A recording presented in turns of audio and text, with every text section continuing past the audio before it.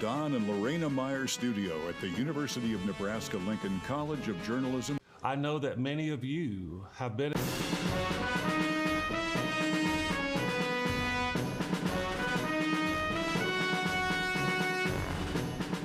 Live from the Don and Lorena Meyer studio at the University of Nebraska-Lincoln College of Journalism and Mass Communications, this is Nebraska Nightly. Good evening, I am Sophie Farrell. Welcome to Nebraska Nightly. We start the fall 2025 season of our newscast with sobering news. University of Lincoln Chancellor Rodney Bennett sent a video message at 1:30 p.m., sending shockwaves throughout the Lincoln campus. Many of you have been in this space for a very long time, and I appreciate the sacrifices you have made, and times you have gone without additional support, and times you have been asked to do more and more with less and less.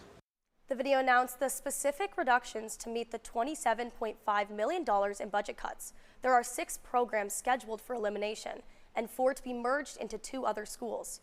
Some colleges will lose faculty and staff, with several budgets being reduced. As the news continues to spread, some students are concerned about higher costs but less opportunities. A lot of students in my class are... I was just really surprised. It's my first year on campus, and I know people were talking about prices of tuition going up. So seeing that we're having budget cuts as well as raising the price of tuition, I was like, oh, okay. I'm sure this might be hard for some students, and I get to talk to students and help walk through that with them. Well, it sounds like a lot of money, and there's thousands of students that come here. Lots of students come here for specific programs with these that were cut, and so it sucks that students chose to come here, and they won't have all that. One of the programs affected is the Landscape Architecture program, one of the smaller programs on campus. Junior Lindsay Shanu expressed her thoughts on the lesser-known program. A lot of students in my class are also community and regional planning majors, or minors, I guess. And so a lot of people, because they go into landscape architecture and then minor in community and regional planning, so both of those would be cut. So that's a pretty big chunk of people that would be losing a major and minor. There are so many majors with fewer students that are now getting cut, leaving less opportunities for incoming students. About it, I guess it's a very diverse major. You can kind of use it for multiple things. That's one of the several student programs affected by our cuts. Our reporter Kenzie Noble talks with the Faculty Senate president about what these decisions could mean for faculty. Today I'm joined here by John Schrader. He is the Faculty Senate President here at UNL. Thanks for joining us, John. Thank you. I wish it were under better circumstances, but thank you. Yes. Well, first of all, what was your initial reaction to kind of the proposal that came out today? Well, we knew it was going to be devastating. You don't cut $27.5 million out of any budget without damage. There were some decisions that were made that were surprising and some that weren't so surprising, but you're talking about, from our perspective, almost 60 faculty spots. I don't know how many staff positions. I don't know how much other damage is going to be done, but it's not a great day for this university, I'll tell you that. Not a good day at all. And as for the $5.5 million that is going towards the Voluntary Separation Incentive Program, how do you feel about that, and can you also explain what that program is? Yeah, they love acronyms in our business, so they just call that VSIP, and that is a program in which faculty members who are at least 62 years old and have been here at least 10 years can voluntarily separate, and they'll give them 70% of their salary for 1 year, a one-time payment, which is equivalent to 70% of their salary. And so I think they're counting on that. You can tell by $5.5 million, they're counting on that. If they don't get that, then they're gonna have to find that money someplace else. So add on top of the almost 60 faculty members whose jobs are being eliminated, whose programs are being eliminated, add probably as many more faculty members who are leaving voluntarily. So now you're talking about well over 100, maybe 120, 130 faculty members who are here today who won't be here at the same time next year. That is devastating to any institution. And if not enough faculty take up on that program, what would happen? Would there be more layoffs? If they don't reach that $5.5 million, I would guess that there'll be other places they have to find that money.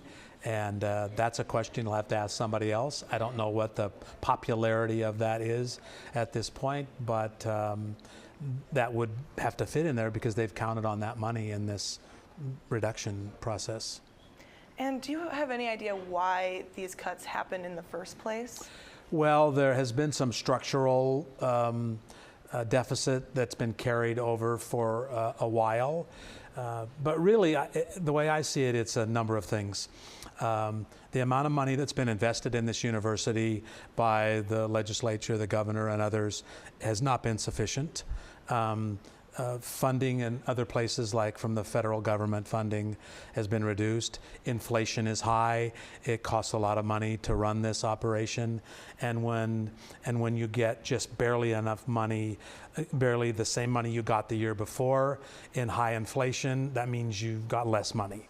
And so add all of those factors in, and you have this confluence, this perfect storm of tens of millions of dollars that need to be eliminated. And again, for me, if the people in this state want this to be a first-class, Research One, Big Ten university, then it has to have an investment from the people who can make that happen. So what can you see happening next? What should we kind of expect is coming? Well, I guess I don't know how this works because I'm not really involved in these things very often, thank goodness. But there'll be a, oh my God, part of this reaction, right? And then faculty members, from our standpoint, there'll be dozens of faculty members who kind of have to figure out, how do I fight it, and what happens in the hearings, and I have a family and kids, and we've lived here a long time, and we've settled in here, and now they tell us our program doesn't exist any longer. So there's going to be a lot of that going on, and I think it's horrible. It's just awful that the faculty and the staff and extension and students are all paying this hefty a price for a deficit they had nothing to do. They had nothing to do with creating. And so, what's the best way to get rid of money in your budget? Is to get rid of the people. And a lot of people. It's damaging dozens of people, hundreds of people, thousands if you include all the other tributaries of it, of people who didn't have anything to do with putting us $27.5 million in the hole. Well, thank you for coming today, John. You're welcome. Thank you. Appreciate it. Looking to the near future on campus. Now until October 10th, departments, faculty, and staff can collect and consider any feedback based on the proposed cuts. The next 10 days will feature deliberation before a collection of recommendations will be compiled. APC will make its recommendation to Chancellor Bennett on October 24th, ahead of a final vote on the cuts by the Board of Regents in early December. Manhunt, a suspect is in custody in connection with the killing of Charlie Kirk on Friday morning. State and federal officials announced Tyler Robinson was arrested Thursday night. Robinson, who has no prior criminal history, is currently being held without bond, and sources say he is not cooperating with investigators at this time. Leigh Waldman has the latest. The hunt for the suspect accused of killing Charlie Kirk is over. Good morning, ladies and gentlemen. We got him. Officials in Utah announcing the arrest of 22-year-old Tyler Robinson. A family member of Tyler Robinson reached out to a family friend who contacted the Washington County Sheriff's Office with information that Robinson had confessed to them or implied that he had committed the incident. Investigators interviewed members of Robinson's family who shared the alleged shooter became more political in recent years and spoke negatively about Kirk. In Friday's press conference, FBI Director Kash Patel touted the success and speed of the manhunt. Forensic evidence has been seized and continues to be garnered. Forensic evidence has already been evaluated at FBI laboratories in Quantico and state local authorities here. Some of the evidence collected included a bolt-action rifle and shell casings with engraved inscriptions that read messages like, "Hey fascist, catch." The alleged shooter's roommate showed investigators messages on Discord, a group chat app, where Robinson talked about retrieving a rifle. Authorities believe he acted alone. Cox decried the violence as an attack on American ideals, calling it a watershed in the nation's history. This cuts to the very foundation of who we are, of who we have been, and who we could be in better times. Is this the end of a dark chapter in our history or the beginning of a darker chapter in our history? I'm Lee Waldman reporting. Robinson is facing multiple initial charges, including aggravated murder, but has not formally been charged yet. So next up, we will hear from meteorologist Jamison Nichols about the weekend weather update. Thank you, Sophie. Let's take a look at Lincoln right now. It's looking pretty sunny. It's been pretty pleasant, a little humid, a little hot, but overall could not be much worse. Let's take a look now at our weather today. Today, we're looking at mostly sunny conditions. Highs are around the 80s, some mid-70s, with winds south 10 miles per hour. Again, it was pretty humid today, but, you know, could not be much better than today. Going into tonight, we're looking at mid-70s still, mostly clear, winds from the south-southeast, around 11 miles an hour, with up to 20 mile per hour gusts possible.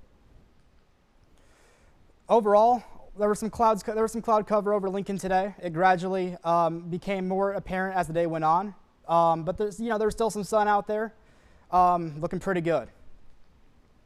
Currently with radar, we see a little bit of rain to our north in northern Iowa, pushing into northern Nebraska. A little bit of rain out to our east. You can see right here out by the Creston area, but overall, we didn't have much precipitation here in Lincoln today. And let's talk about that kickoff tomorrow. We're playing the Huskies. It's going to be a hot one, guys. So make sure you bring those water bottles. Stay hydrated. We're looking at some 80-degree, even 90-degree temperatures. There will be some winds, too, so maybe that'll give a little bit of a cool-off, a little bit of breeze. But overall, it's going to be a hot one. Back to you, Sophie. Thank you so much for the warning, Jamison. I'll make sure to bring my water to the game this week. But we are 1 week out from beginning our live shows. For all of the continuing coverage of today's news, plus stories from around campus and in the Lincoln area, make sure to tune in on Tuesdays and Fridays at 4:30 p.m. You can also find daily updates on our YouTube channel or follow us on social media at Nebraska Nightly. Thanks for tuning in. See you next week.